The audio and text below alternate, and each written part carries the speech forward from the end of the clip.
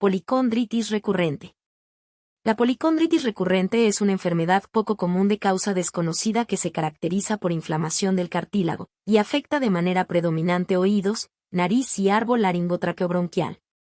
Otras manifestaciones son escleritis, hipoacusia neurosensitiva, poliartritis, anomalías cardíacas, lesiones cutáneas y glomerulonefritis. Se cree que la frecuencia de la policondritis recurrente es de 3.5 por millón de habitantes por año. La edad de inicio más frecuente es entre los 40 y los 50 años, pero puede afectar tanto a niños como a ancianos. Se observa en todas las razas y su frecuencia es la misma en ambos sexos. No hay ninguna tendencia familiar evidente. Se ha advertido una frecuencia bastante mayor de HOLA, DR4 en los pacientes con policondritis recurrente que en los individuos sanos. No se ha observado un subtipo de alelo predominante HOLA, DR4.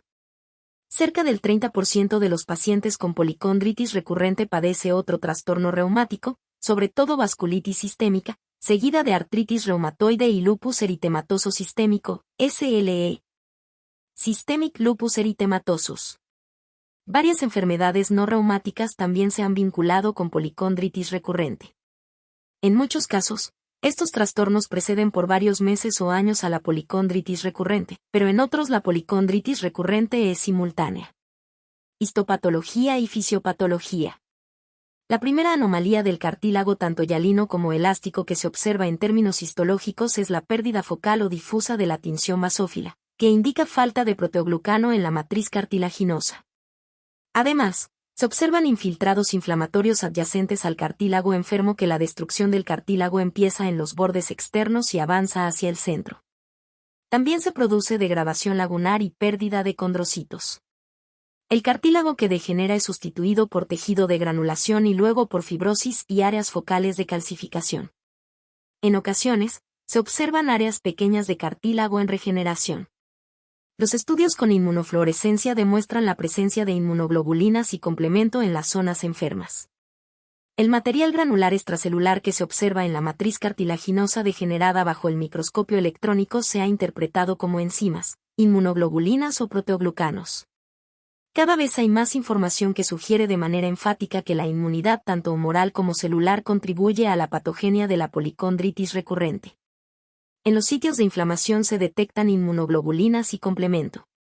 Además, en el suero de algunos pacientes se identifican anticuerpos anticolágeno tipo 11 y antimatrilina 1, así como complejos inmunitarios. La posibilidad de que una respuesta inmunitaria contra el colágeno tipo 11 sea importante en la patogenia está sustentada de modo experimental por la condritis auricular en ratas vacunadas con colágeno tipo 11. En estos animales, se observan anticuerpos anticolágeno tipo 11 y los depósitos inmunitarios se detectan en los sitios de inflamación auricular. En algunos pacientes, se han demostrado respuestas inmunitarias humorales contra los colágenos tipos 9 y 11, matrilina 1 y proteína oligomérica de la matriz cartilaginosa. En un estudio, las ratas que fueron vacunadas con matrilina 1 manifestaron estridor inspiratorio pronunciado y edema del tabique nasal. En estas ratas se observó inflamación con erosiones del cartílago enfermo, caracterizada por mayor recuento de linfocitos TCD4+ y CDS y en las lesiones. La inflamación excluyó al cartílago de las articulaciones y el pabellón auricular. Se detectaron anticuerpos IgG antimatrilina 1. La matrilina 1 es una proteína no colagenosa de la matriz extracelular del cartílago. Su concentración es alta en la tráquea y también se observa en el tabique nasal, pero no en el cartílago auricular. En otro estudio, se demostró la presencia de anticuerpos antimatrilina 1 en cerca del 13% de los pacientes con policondritis recurrente. Alrededor del 70% de estos enfermos padecía síntomas respiratorios. Quizá también participa la inmunidad celular en la lesión ística, puesto que es posible demostrar transformación linfocítica cuando los linfocitos de los pacientes tienen contacto con extractos de cartílago. En algunos enfermos, se han observado linfocitos T específicos para colágeno tipo 11 y linfocitos TCD4+ en los sitios de inflamación cartilaginosa. Manifestaciones clínicas. La policondritis recurrente casi siempre empieza de manera repentina con inflamación cartilaginosa en 2 o más regiones. El patrón de la lesión cartilaginosa y la frecuencia de los episodios varían mucho entre los pacientes. Algunos incluso manifiestan un cuadro no cartilaginoso. Varias semanas antes de los signos clínicos de policondritis recurrente, muchos pacientes tienen fiebre, fatiga y pérdida de peso. Cuando el sujeto solo manifiesta dolor articular intermitente o edema, inflamación ocular inexplicable, hipoacusia, valvulopatía cardíaca o síntomas pulmonares. A menudo la policondritis recurrente permanece sin diagnóstico durante varios meses o incluso años. La manifestación más frecuente de la policondritis recurrente es la condritis auricular, que se observa en 40% de los pacientes pero a la larga afecta a 85% de los casos. Se extiende a uno o ambos pabellones auriculares, ya sea en forma secuencial o simultánea. Los enfermos manifiestan dolor repentino, hipersensibilidad y edema de la porción cartilaginosa del pabellón auricular. Esto suele abarcar los pabellones auriculares y no los lóbulos, porque estos no contienen cartílago. La piel adquiere un tono rojo carnoso o violáceo. Los episodios prolongados o recurrentes causan destrucción del cartílago y pabellones auriculares blandos y flácidos. Algunas veces el edema cierra la trompa de Eustaquio o el meato auditivo externo, lo cual dificulta la audición. La inflamación de la arteria auditiva interna o su rama coclear genera hipoacusia, vértigo, ataxia, náusea y vómito. El vértigo casi siempre se acompaña de hipoacusia. En alrededor del 61% de los pacientes, la enfermedad se extiende hasta la nariz, y en 21% lo hace desde el principio. Estos enfermos manifiestan obstrucción nasal, rinorrea y epistaxis. El puente nasal y el tejido circundante adquieren una coloración rojiza, se inflaman, son dolorosos y, en ocasiones, se colapsan, lo cual produce una deformidad en silla de montar. En otros pacientes, la deformidad nasal surge de forma gradual y no se acompaña de inflamación manifiesta. La nariz en silla de montar es más frecuente en los jóvenes, en especial mujeres. La manifestación principal de la policondritis recurrente es la lesión articular en cerca del 33% de los enfermos, y muchas veces constituye el dato único durante varios meses. Por último, 50% de los individuos manifestará artralgias o artritis. La artritis casi siempre es asimétrica y oligoarticular o poliarticular, y abarca las articulaciones periféricas tanto grandes como pequeñas. Un episodio de artritis tiene una duración de unos cuantos días a varias semanas y desaparece de manera espontánea sin dejar erosión o deformidades articulares. Los episodios de artritis no siempre guardan una relación temporal con otras manifestaciones de policondritis recurrente. Se ha publicado que el líquido articular no es inflamatorio. Además de las articulaciones periféricas, la inflamación se extiende hasta los cartílagos costocondral, esternomanubrial y esternoclavicular. La destrucción de estos cartílagos genera tórax en embudo o incluso pared torácica anterior flagelante. Más del 50% de los pacientes padecen manifestaciones oculares que comprenden conjuntivitis, epiescleritis, escleritis, iritis, uveitis y queratitis.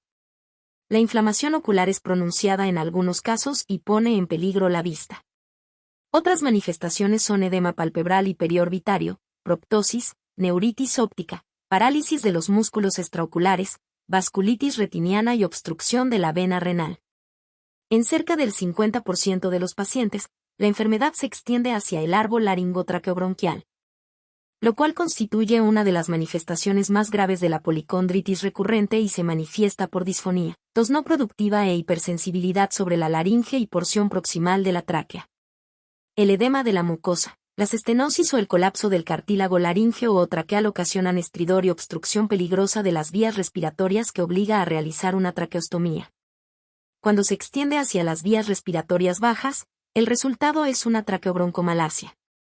El colapso del cartílago bronquial provoca neumonía que, cuando es extensa, genera insuficiencia respiratoria. Entre 5 a 10% de los pacientes padece insuficiencia valvular cardíaca por dilatación progresiva del anillo valvular o destrucción de las cúspides valvulares. En 7% la insuficiencia es aórtica, y con menos frecuencia se extiende hasta la mitral y otras válvulas. Otras manifestaciones cardíacas son la pericarditis, la miocarditis, la vasculitis coronaria y las anomalías de la conducción. Se pueden formar aneurismas en la aorta proximal, torácica o abdominal incluso en ausencia de condritis activa y en ocasiones se rompen. En 10% de los enfermos, el padecimiento se extiende hasta los riñones. Las lesiones renales más frecuentes son expansión mesangial o glomerulonefritis necrosante segmentaria, con depósitos electrodensos escasos en el mesangio donde también existen algunos depósitos de C3. LGG o LGM. También se han publicado casos de extensión tubulointersticial y nefropatía por LGA. Cerca del 25% de los pacientes padece lesiones cutáneas, que comprenden púrpura, eritema nodoso, eritema multiforme, angioedema y urticaria, livedo reticular y paniculitis. Hasta en 25% de los pacientes se observan datos de vasculitis en cualquier vaso grande. Algunas veces, esta vasculitis se acompaña de aneurismas de la aorta y, cuando se extiende hacia los vasos medianos, se ubica en las arterias coronarias, hepáticas, mesentéricas o renales, o en los vasos que riegan los nervios. Otras veces, aquella se extiende hasta las vénulas poscapilares. También se ha informado sobre una variedad de vasculitis primaria con policondritis recurrente. Una superposición específica es el síndrome MAGIC, úlceras bucales y genitales con cartílago inflamado, donde los pacientes presentan características de policondritis recurrente y enfermedad de Behçet. Datos de laboratorio y diagnóstico por estudios de imagen.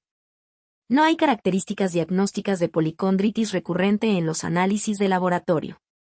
A menudo se acompaña de leucocitosis leve y anemia normocítica y normocrómica. En 10% de los pacientes, se observa eosinofilia. La velocidad de eritrosedimentación y la proteína C reactiva suelen aumentar. Asimismo, en ocasiones el factor reumatoide y los anticuerpos antinucleares son positivos, pero su concentración es reducida y la concentración de complemento es normal. En 50% de los pacientes, se detectan anticuerpos anticolágeno tipo 11 y son inespecíficos. Otras veces se encuentran complejos inmunitarios, sobre todo en los enfermos que están en la fase activa temprana. En ocasiones, aumenta la globulina I. En algunos pacientes con policondritis activa, se detectan anticuerpos contra neutrófilos, ANCA, antineutrofil citoplasmic antibodies, ya sea citoplasmáticos, CANCA, citoplasmic antineutrofil citoplasmic antibodies, o perinucleares, ANCA, perinuclear antineutrofil citoplasmic antibodies. Sin embargo, en las pruebas dirigidas contra ciertos antígenos, se han observado unos cuantos casos con mieloperoxidasa ANCA y proteinasa 3 ANCA, que son raros en la policondritis recurrente. Las vías respiratorias altas y bajas se valoran con estudios de imagen, como CT y MRI. La broncoscopia permite observar de manera directa las vías respiratorias, pero es un procedimiento con riesgo alto cuando hay anomalías de dichas vías. Las pruebas de la función pulmonar en las que se miden los volúmenes del flujo demuestran obstrucción inspiratoria o expiratoria. Las imágenes también permiten detectar policondritis extracartilaginosa. La radiografía de tórax muestra ensanchamiento de la aorta ascendente o descendente por un aneurisma y cardiomegalia en caso de insuficiencia aórtica. Con la MRI puede observarse dilatación aneurismática aórtica. La electrocardiografía y la ecocardiografía permiten buscar datos cardíacos de esta enfermedad. Diagnóstico. Este se basa en las manifestaciones clínicas típicas. La biopsia del cartílago enfermo de pabellón auricular, nariz o aparato respiratorio permite confirmar el diagnóstico, pero solo es necesaria cuando las manifestaciones clínicas no son típicas. En 1976, M.C. Adam et al. Sugirieron criterios diagnósticos, que fueron modificados por Damiani y Levine en 1979. Estos criterios son los que se utilizan por lo general en la clínica. M.C. Adam et al. Propusieron lo siguiente: 1. Condritis recurrente de ambos pabellones auriculares. 2. Artritis inflamatoria no erosiva. 3. Condritis del cartílago nasal. 4. Inflamación de las estructuras oculares, incluida conjuntivitis, queratitis, escleritis epiescleritis o uveitis o ambas. 5. Condritis del cartílago laríngeo o traqueal. Y 6. Lesión coclear o vestibular que se manifiesta por hipoacusia neurosensitiva, acúfenos o vértigo. El diagnóstico es certero cuando hay 3 o más de estas características, además de una biopsia positiva de cartílago auricular, nasal o respiratorio. Damiani y Levine sugirieron después que es posible establecer el diagnóstico ante la presencia de uno o más de los datos anteriores y una biopsia positiva. 2 o más puntos de inflamación cartilaginosa que responden a glucocorticoides o dapsona o 3 o más de las características anteriores. El diagnóstico diferencial de policondritis recurrente se centra alrededor de los sitios de lesión clínica. Los individuos con granulomatosis y poliangitis, de Wegener, tienen nariz sencilla de montar o lesiones traqueales, pero se distinguen por la inflamación primaria en la mucosa de estas ubicaciones, la ausencia de lesiones en el pabellón auricular y la afectación del parénquima pulmonar. En los sujetos con síndrome de Kagan, hay queratitis intersticial y anomalías vestibulares y auditivas, pero este síndrome no se extiende hasta el aparato respiratorio ni los pabellones auriculares. La artritis reactiva al principio simula policondritis recurrente por la artritis oligoarticular y las lesiones oculares, pero se distingue con el tiempo por la aparición de uretritis y lesiones mucocutáneas típicas y la ausencia de lesiones cartilaginosas nasales o auriculares. Al principio, la artritis reumatoide sugiere policondritis recurrente por la artritis y la inflamación ocular. Sin embargo, en la artritis reumatoide, la artritis es erosiva y simétrica. Además, la concentración de los factores reumatoides aumenta mucho más que en la policondritis recurrente y no suele observarse péptido citrulinado anticíclico. Algunas infecciones bacterianas del pabellón auricular se confunden con policondritis recurrente, pero difieren en que suelen ubicarse en un solo pabellón, incluido el lóbulo auricular. Asimismo, algunos traumatismos y la congelación lesionan el cartílago auricular. En algunos pacientes que consumen cocaína adulterada con levamisol se observa destrucción nasal y anomalías auriculares. En estos casos, las lesiones auriculares difieren de las de la policondritis recurrente en que se manifiestan en forma de placas purpúreas con necrosis que se extiende hasta el pabellón auricular, que no contiene cartílago. Tratamiento. Policondritis recurrente. En los pacientes con condritis activa, la administración de 40 a 60 mg/diagonal día de prednisona a menudo es eficaz para suprimir la actividad de la enfermedad. La dosis se reduce de forma gradual una vez que se contenga la enfermedad. En algunos pacientes es posible interrumpir la prednisona, pero en otros es necesario administrar entre 5 y 10 mg/diagonal día de manera continua. La dapsona en dosis de 50 a 100 mg/diagonal día ha sido efectiva para la inflamación cartilaginosa y las molestias articulares en algunos pacientes. Sin embargo, su aplicación se limita por la complicación de anemia hemolítica y otros efectos secundarios, así como por su contraindicación en la deficiencia de glucosa y 6-fosfato deshidrogenasa, G6PD, y el embarazo. Los demás inmunodepresores, como ciclofosfamida, metotrexato, azatioprina o ciclosporina, deben utilizarse solo en los enfermos con una policondritis grave que pone en peligro diversos órganos.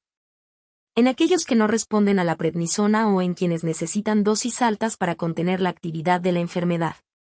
Muchos pacientes con inflamación ocular necesitan glucocorticoides intraoculares además de dosis altas de prednisona. Hay unas cuantas publicaciones sobre el uso de antagonistas del factor de necrosis tumoral, rituximab, anti-CD20, y tocilizumab, antirreceptor de interleucina 6, que son muy pocas como para evaluar la eficacia. En algunos casos, es necesario sustituir una válvula cardíaca o reparar un aneurisma aórtico. Cuando la obstrucción es pronunciada, debe realizarse una traqueostomía. En los pacientes con colapso traqueobronquial, a menudo se utilizan endoprótesis. Resultados, pronóstico y supervivencia del paciente. La evolución de la policondritis recurrente es variable y los episodios inflamatorios se prolongan desde unos cuantos días hasta varias semanas para luego remitir de manera espontánea o con tratamiento. Además, los episodios recurren a intervalos que varían de semanas a meses. En otros sujetos, la enfermedad evoluciona de una forma crónica y latente que puede ser grave. En un estudio, la supervivencia calculada a 5 años fue de 74% y, a 10 años, de 55%. Cerca del 50% de las muertes pudo atribuirse a la policondritis recurrente o a alguna complicación del tratamiento. Casi 10% de las muertes se atribuyó a complicaciones respiratorias, si bien en algunas series la tasa publicada es mayor. En general, los pacientes con una enfermedad más diseminada tienen un pronóstico más sombrío.